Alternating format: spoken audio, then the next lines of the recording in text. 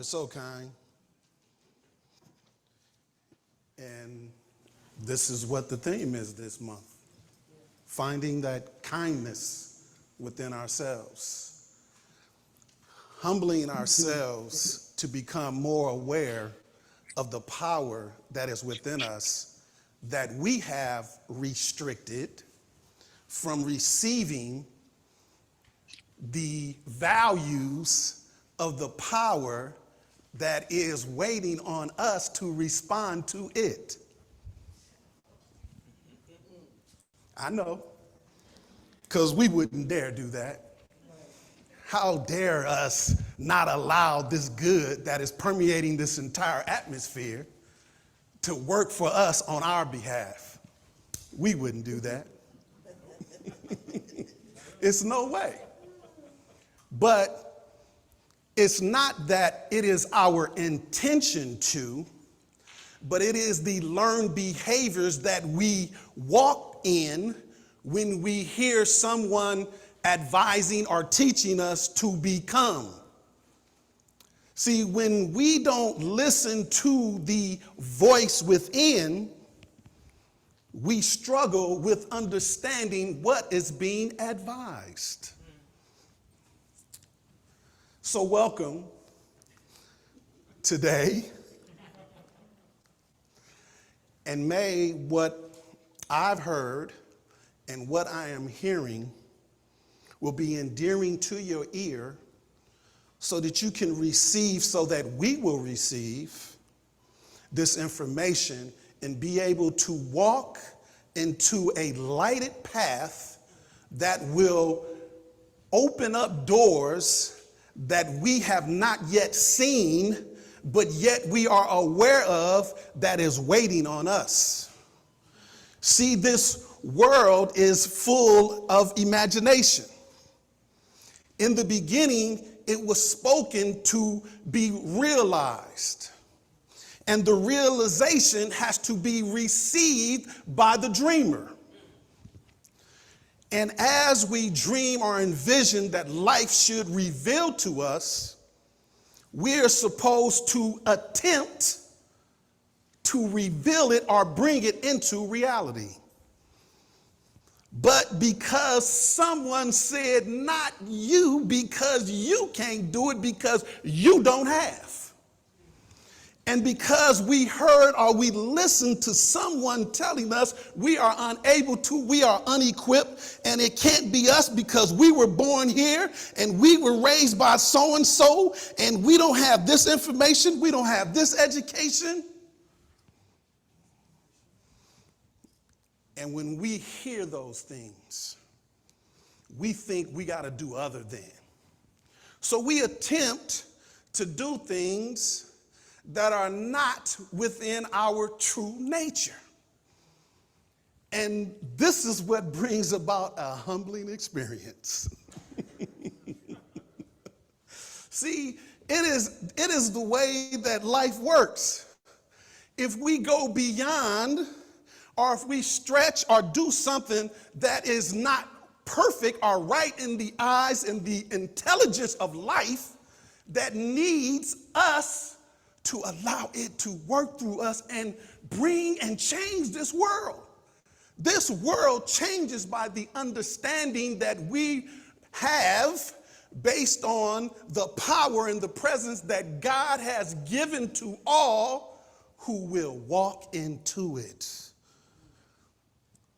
See, this Father, Mother, God is the power that is everywhere. It doesn't matter who accepts it, it just asks that the Lamb be present. See, it is something about being humble, but because most of us have learned or we've seen or that we imagine that the person with the loudest voice, the person who gives the command, is the person who's in charge. Well, what I will say to that is, maybe on paper, But if you listen to the God that is within you, that is telling you that you are equipped, you are enough, you have the ability, and you can reveal and bring about whatever it is that this earth has brought to your mind. This God power is a mind power. And as we accept this mind power, we will evolve until these things that we dream and imagine. See, as kids, when we did it, they told us what? We daydream. No. We're connecting to the power. The power is trying to get us to see it and connect with it so that we can evolve. See, most of us don't try to do it because, sometimes it's difficult, but that's where the idea came that anything that's worth having is worth working for. See, we have to find a way that we can talk ourselves into doing, revealing, connecting with the power that is necessary for us in order to do what it is that is put upon our heart. See, that's why it says, follow your heart. See, because your heart is the thing that is going to be receptive. It's sensitive. See, and not sensitive as in soft and that you have to be a certain way, but it's an emotion that causes us to feel. And when we feel something, it makes us move towards it. See, a lot of times when we feel, we think we have to go emotional. But it's not about being emotional, it's about listening. And once we hear this voice speaking, we're supposed to walk that way. You guys heard that saying, walk this way? So you walk that way until you see how the dots are lined up. And if they don't line up right away, it's okay. Just sit there and just say thank you. See, that is the spirit of the Lamb. The spirit of the Lamb is thankful that it has been chosen to deliver. We have to want to be the one to deliver people.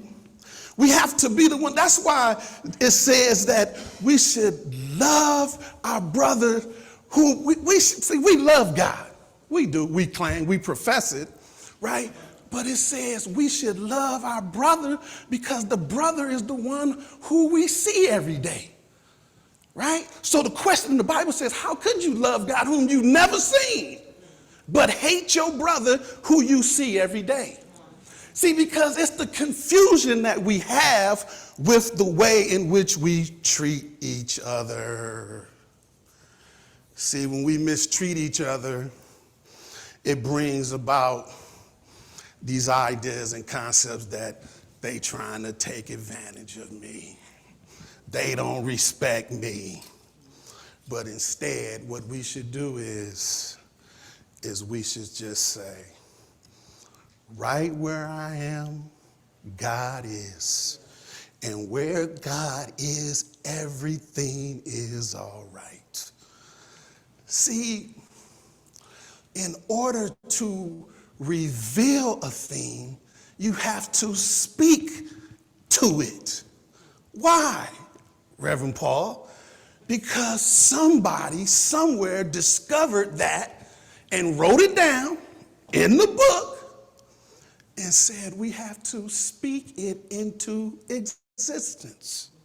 That's why we have to do it. We may not like it. We may have been told, why are you talking? You talk too much. All these things that we've heard over the years is only pushing us back from the contact that we have with God. See, when we know who we are, we don't hear the naysayers. So we have to know who we are within ourselves.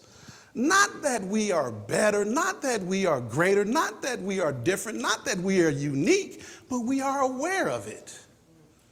It is our awareness of the Spirit and how the Spirit communicates with us is what brings about the connection that we need to understand so that we can use the power to be who we truly are. See, the lamb is only symbolizing our ability to allow God full autonomy over us. See, and that's hard, especially when, you've been told to get over here, come back, don't go over there. Why are you climbing up that tree? Get down from over there. Don't you know that's hot? Why would you do that? What's wrong with you? See, all these things, and then the old adage that they say, curiosity killed the cat. Yeah, it could cause a problem. Yeah, it can. But because it may cause a problem for you, doesn't mean, now I'm not talking about being foolish, right? I'm talking about knowing who we are in spirit, right? I'm not talking about touching a hot stove. I'm not talking about that. I'm talking about being aware of the power that you have, that we all have. So if we believe and we trust that God is spirit and spirit is in all things, and this spirit is representing all things, and as I need, spirit will reveal to me that I need, then that I walk into will be what I need. And it will not harm me because spirit is leading me. Now, on the other hand, if we try to walk all alone and don't believe that God is working on our behalf, then that's when we will get burned. But through this maneuvering of life, it doesn't necessarily mean that you won't make it or that the burning is trying to reveal something to us. It's trying to get us to change where we're going. See, hurt and pain is only getting us to look at the choice we made. And once we see how that choice affects us, then we have to make a decision. And the decision goes back to what? Another choice. And so now that choice, because we felt pain, because we had disappointment, now we're supposed to recognize that we go to God in prayer. That's how people come up with these songs. That's what they're saying. You got to go back to God in prayer. See, because we tried it on our own. And then when you try, you say, oh, okay, what did I do wrong? And then that's when you sit and you analyze what it is that has happened. And once we ask the question, more will be revealed. See, because the circumstance we're in is only trying to purify us to a better version of ourselves. That's it. That's all it can do. Because as far as physical death, we ain't going to escape it. We not. So it's no need of trying to avoid the eventual. But fear not. For in the power of God, there is no death. There's a transformation. And we should all want to transform. Well, we should. Whether you understand it or not, you got to believe that you are the greatest thing and you will continue to be great. Matter of fact, look at it like this. We were all born into a world naked and unaware. But yet here we are learning and evolving and creating and building. So guess what? When we leave, we may be clothed, but we're going to still be unaware. But wherever we go, we're going to have to understand, gravitate to, evolve and change and become better at whatever it is or whatever it is that consumes us. So love yourself. Love that you've learned. And keep continuing to grow and understand that even though I am a lamb, and even though I am meek, I am not weak. For I am strong because I know that I have the power and the might of the light that is guiding me. See, it says you want to be that beacon of light of the hill. We want to shine so bright, but we got to be obedient. Obedient to what? To the word of God. See, in the word is the information that we need to become better. And so in these circumstances, we have to say, what would Jesus do? Or what did Jesus do? Jesus submitted himself to the power of God to become God-like, or to use the power as God intended, declared for all of us.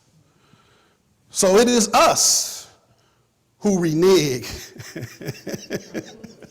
on our own promise. So in James 4:7-10, it says this: submit yourselves, therefore, to God. Now, the book says resist the devil, but in our teaching, we say resist the distraction. See, you got to be able to replace so that you can connect with what it is you need to do. And it says he will flee you, and it will flee us. See, once we resist that this thing doesn't have power over me, see, I'm calling it on the power to help me. It has no power over me, right? So now I'm speaking a word to remove it from my condition. And then it says, draw nigh to God, and he will draw nigh to you. Cleanse your hands, ye sinners, and purify your hearts, ye double-minded. But basically what it's saying is build our relationship with God.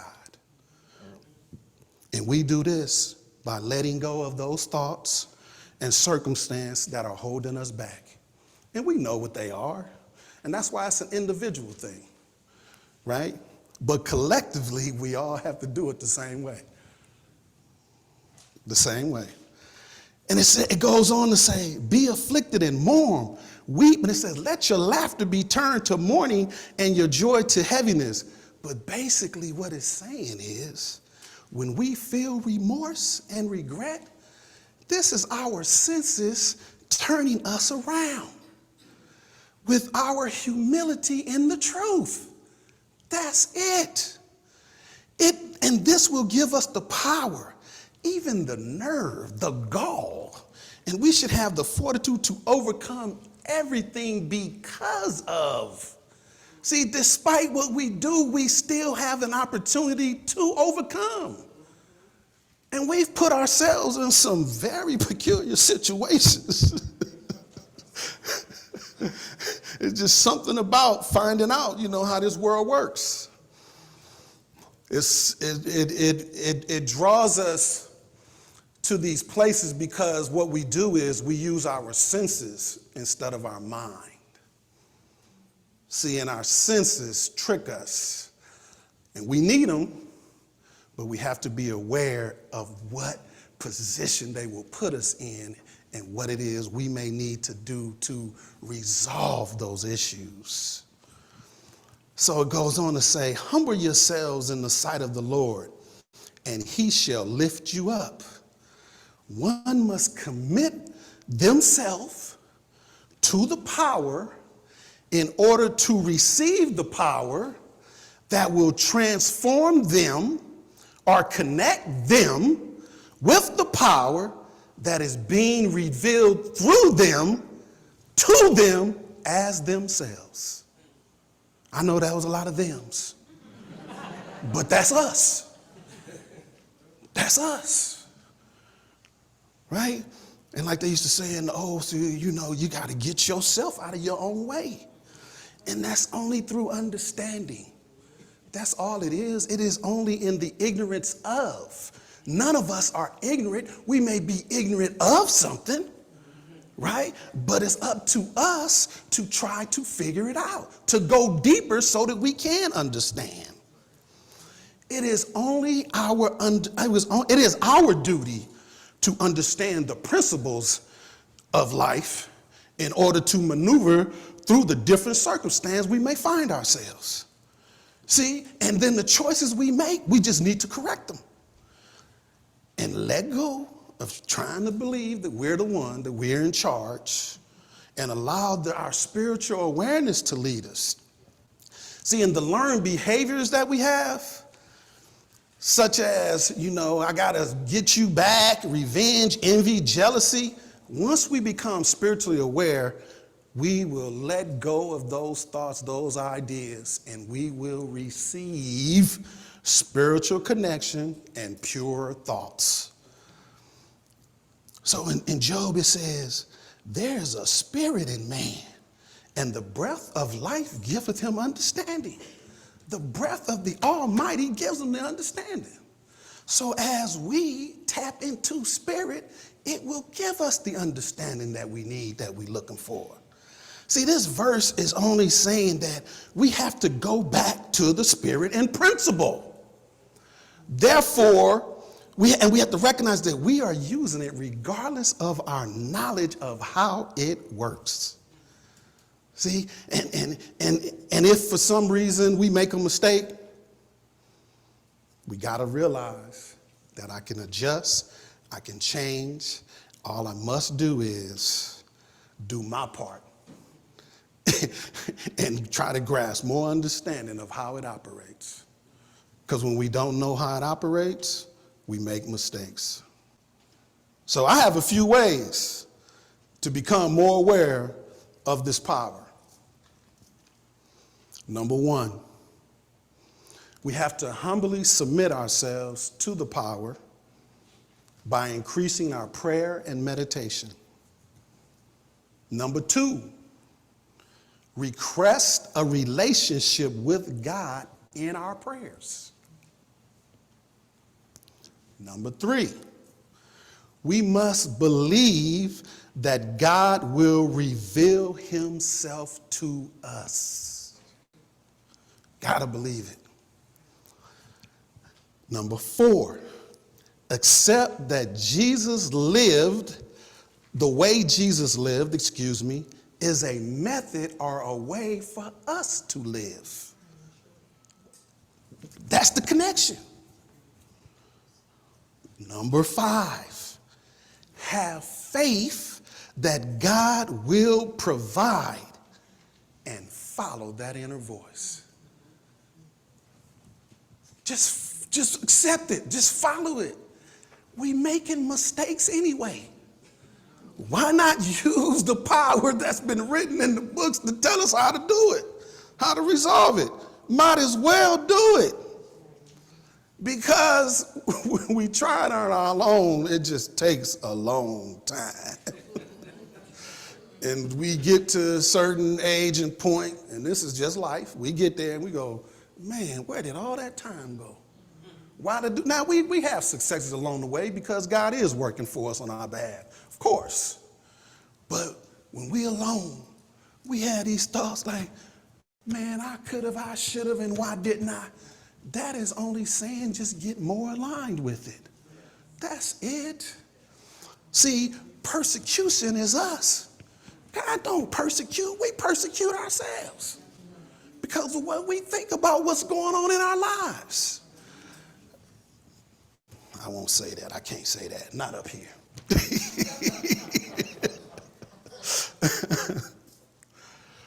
For God is spirit, so those who worship him must worship him in spirit and in truth. We've heard this. We've heard this, right? But it's something about pain that calls us back. So Fillmore, so I looked up, because spirit, sometimes it's confused. Sometimes spirit is used to define God. But in this way, Fillmore defines spirit for understanding in this particular lesson as this. Spirit is God as the moving force in the universe. Principle as the breath of life in all creation. The principle of life and the creative intelligence in life. they're all one. See, they're the same. And that's what we have to see. We can't be confused by the definitions of.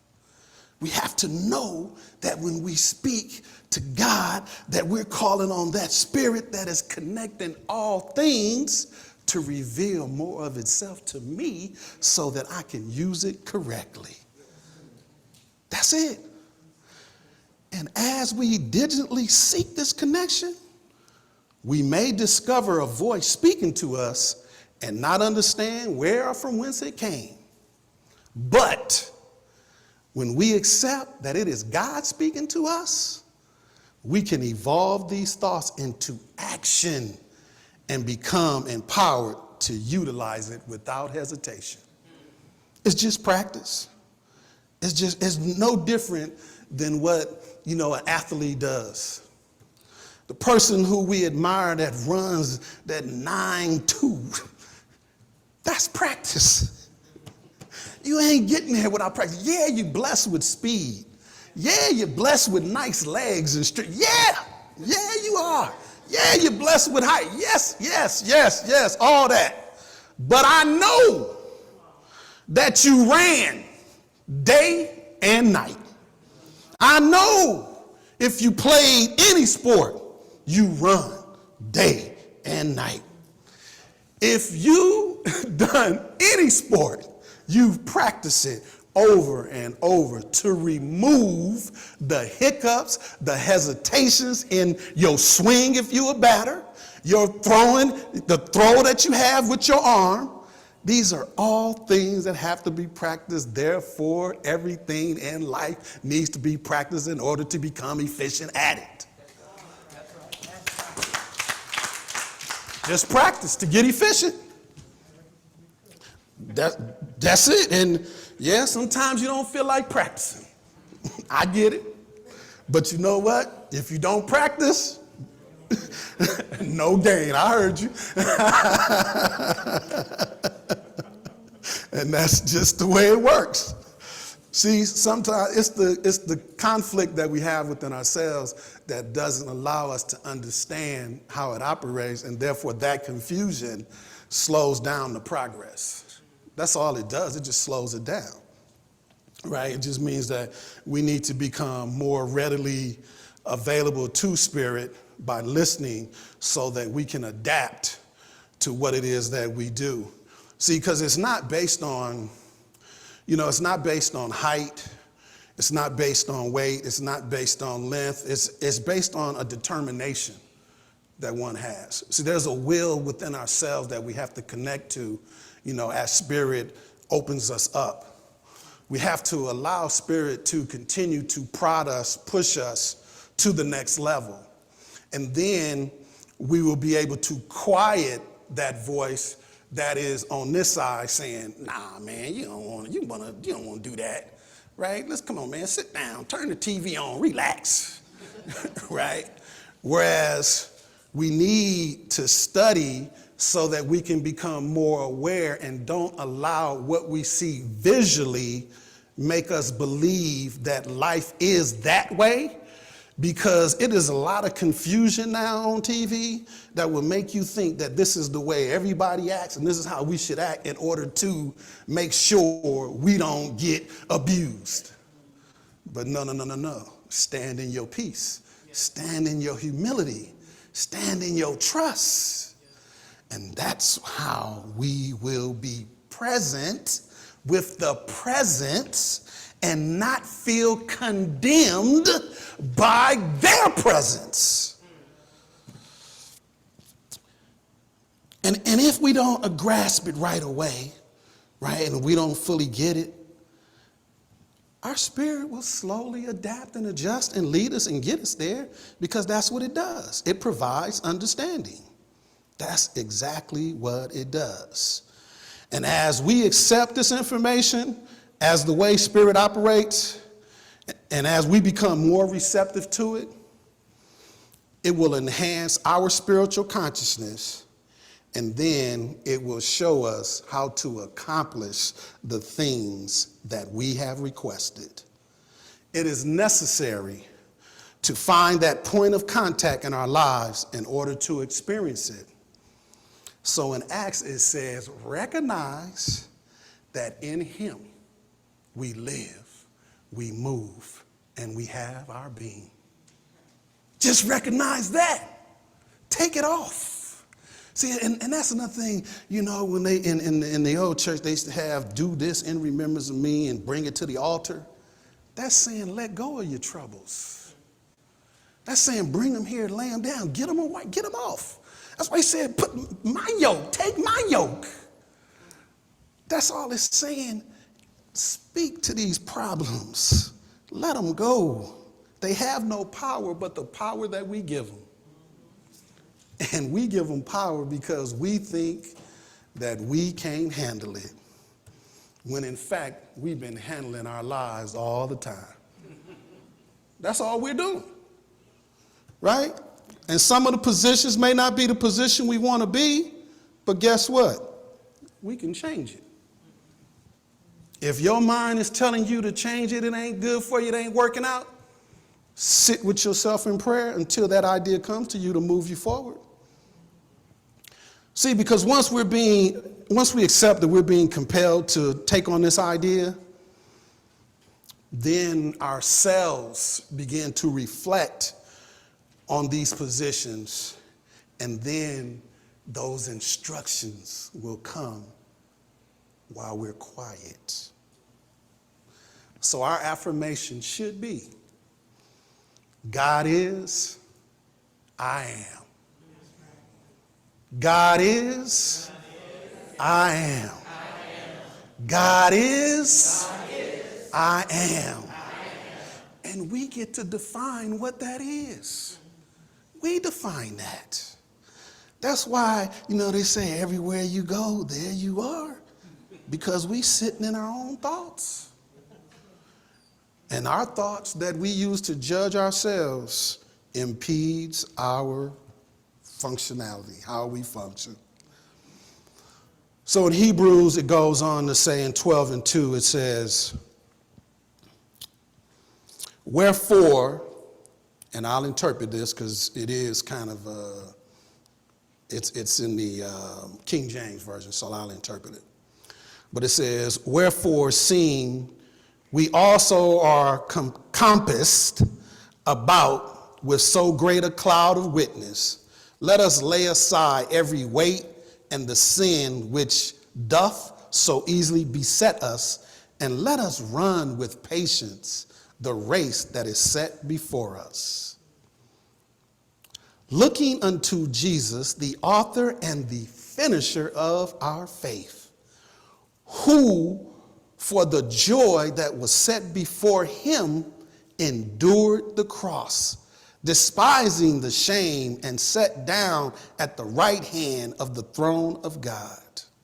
For consider him that endured such contradiction of sinners against himself, lest ye be wearied and faint in your minds. Ye have not yet resisted unto blood, striving against sin. And we have forgotten the exhortation which speaketh unto you as unto children. My son, despise not thou that chaseth of the Lord, that chastening of the Lord, nor faint when thou art rebuked of him. Now, I know that could be confusing, right? So this is how I heard it in my spirit. We must recognize the power of God everywhere present. That's the clouds. That's God's power protecting us. Okay? And utilize it everywhere we are. And not fear or quit because we have not revealed it. Nor should we condemn ourselves because of, but continue to bring our burdens unto the Lord until our understanding has been revealed. That's all it's telling us.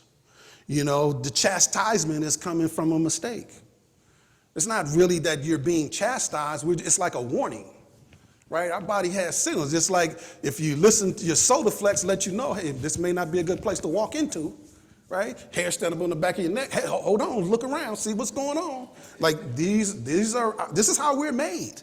We're made in the image and likeness of. We are empowered to survive these things that are on the earth.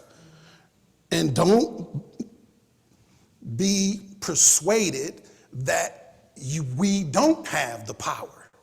Because once you believe you don't have the power, we become powerless. It's because of our belief. It is done unto you as you believe. And this is what we have to know all the time. It don't matter what choice we made. It don't matter how it turned out. Don't matter. Keep on trucking. Destruction and mayhem have always been on the earth. Always. And those individuals who rebelled against it or thought it should be different, they requested more knowledge to fight against the oppression. They discovered their power and they became a living sacrifice. It's just the way it works. That's it, right? So then in John it says, greater love has one than this, that someone lays down his life for his friends. Because we talk to each other. We know what's going on in this world that we don't like, that needs to be changed, but we got to participate. See, if we don't participate, guess what? Your vote don't count. You don't matter. Because you're saying this is the way that I'm rebelling. I'm rebelling because I ain't gonna participate. That's how I ain't gonna participate. But guess what? That's how we lose out on the things that we need in our own communities. We need to be locally involved, and we need to make sure that we're doing everything no matter how we feel. And I know some of us feel bad. I know. Some of us have been hurt. I know. Some of us have been mistreated thoroughly, and oh yeah, I know. But we're standing. But we're here. And some of us feel like I can't take no more. I understand. And that's why when they wrote the song, it says, take me to the King. My offering, just me. I don't have this, I can't bring you that, but I can bring me. And you can provide me with what it is that I need to become who it is that I'm supposed to be, so that I can deliver those who are following and watching me. Stand in your truth. The laying down of life is referring to being an example of how to achieve, overcome, and live freely with the power of God by not fearing death, which is only persecution or misfortune. That's all it is. But loving the brotherhood to raise them up from their ignorance of who they are. See, if we don't say nothing else, we could just say, thank you, I love you. That's it. We ain't got to say, what? Thank you, I love you. Well, I appreciate that. Thank you. I'll investigate that and I'll let you know. Be humble. Just be humble. It's okay. You ain't lost nothing because they said something. Because somebody says something doesn't mean that it should hurt or affect us in any way. We determine that by what we think about it. Think love, think peace, think harmony.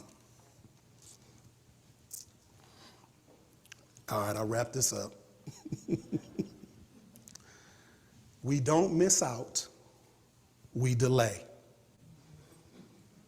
We don't struggle, we discover. We don't lose, we separate ourselves. And in the end, and through this purification, we win. That's just the way it works. So remember, be humble, follow the way of Jesus, and love unconditionally.